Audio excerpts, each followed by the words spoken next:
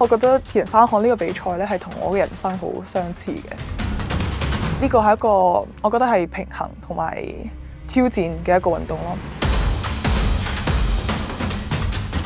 我覺得係人生唔係只係某一個方面要好，而係每一個方面都要嘗試住去突破。我係傅蓉，我今年係浸會大學大二嘅學生，跟住而家讀緊國際新聞。咁我啱啱先贏咗亞洲級別嘅鐵人三項比賽，呢個係我田徑運動員退役之後嘅第一個比賽，跟住意外獲得咗幾好嘅成績，係。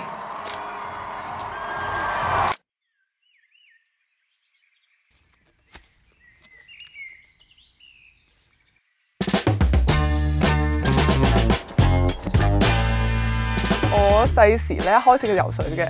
開始嗰時咧，我爸爸媽媽諗住係鍛鍊身體，跟住可能睇下有冇啲特長啊，可以考啲好啲嘅學校咁樣咯，就練田徑咯，所以就咁樣開始嘅。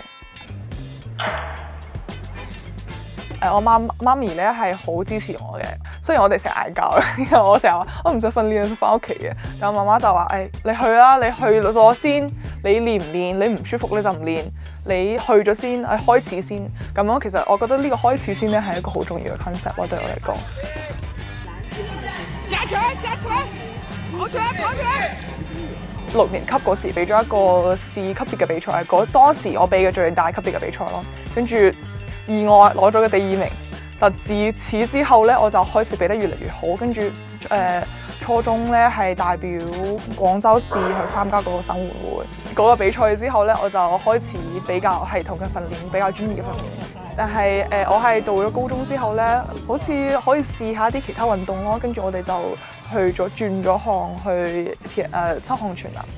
跟住就2年，差唔多3年嘅時間就攞咗大滿貫，從區運會攞到全國冠軍。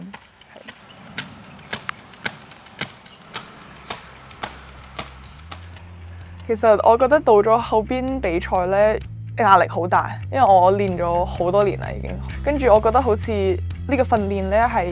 唔係一個 extra 嘅嘢，變成咗一個 regular 嘅嘢，好似就係每一個星期啊，每一個月都有一個考試，去睇下你嘅 regular life 係點樣嘅。呢件事就變成咗好大嘅壓力咯。我就會成日諗咯，我話如果呢場比賽比得唔好，佢哋會唔會覺得係我冇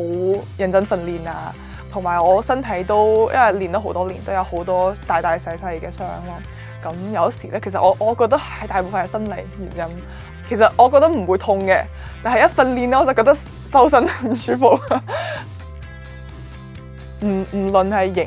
還好啊，輸還好啊，我覺得都係一個過去嘅篇章。我想話可唔可以開始一個新嘅嘢，睇下如果就係做學習啊，或者可能學啲我中意嗰啲心理學啊、哲學啊呢啲嘢，會唔會有啲其他嘅體驗？所以就決定咗話 OK， 咁就退役啦。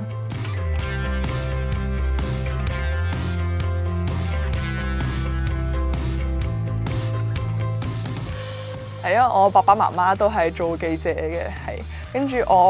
其實我自己咧係中意啲好似sociology、psychology 同埋 philosophy 呢啲比較抽象啲嘅嘢嘅，係因為我可能興趣愛好比較廣泛啦，跟住唔知想做邊方面嘅研究啦，因為咩都想做。跟住我爸爸就話，其實佢當年揀新聞咧，佢話咁新聞呢個專業咧，其實可以幫佢見識到好多唔同嘅嘢，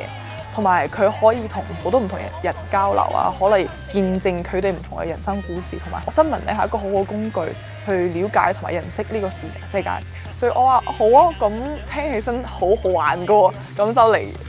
我學呢個專業咯，係。差唔多上一年9月份、8月份咧，就會開咗一個講座咯，係講嗰啲奧運冠軍翻嚟，係佢哋講佢哋自己嘅奧運故事。跟住我哋完咗活動之後咧，其實佢哋有幾個人同我講咯，就係佢哋話你好有天分嘅，你好年輕，你唔好咁樣就放棄咗運動，再去試下有冇可能會更上一個level。所以我後來咧就覺得好似我而家慢慢恢復翻運動嘅狀態，可唔可以試下啲新嘢呢？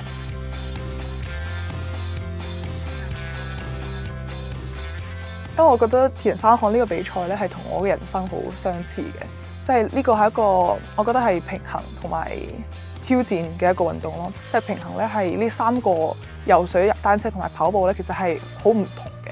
但係你要諗下點樣游完水之後上嚟，馬上去踩單車，游完單車之後馬上調整你嘅大髀肌肉去跑步。我覺得呢個平衡係好重要嘅一個 topic。第二個咧係挑戰咯，我覺得人生唔係只係某一個方面要好，而係每一個方面都要嘗試住去突破，嘗試住去睇下可唔可以 go through the limit。